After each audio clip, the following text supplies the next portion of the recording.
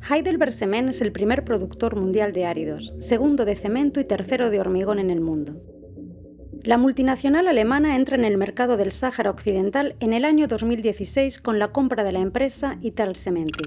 Esta adquisición le lleva a ser el principal accionista de Ciment du Maroc, pasando a controlar 2 plantas cementeras cerca de Al-Ayoun, en territorio ocupado por Marruecos.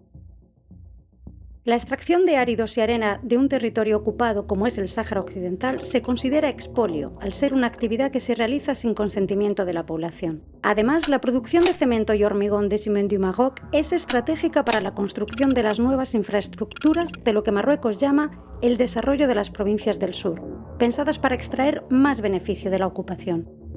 El Sáhara Occidental no es el único territorio ocupado donde ha operado HeidelbergCement. Su filial Hanson Israel fue acusada de expoliar recursos naturales para la construcción de asentamientos ilegales en Palestina. A pesar de las denuncias de organizaciones saharauis y palestinas, la empresa insiste en que su actividad beneficia a la población local y mantiene en Europa una imagen de empresa sostenible. Por ello, ha recibido ayudas de la Comisión Europea para la investigación por valor de casi 5 millones de euros.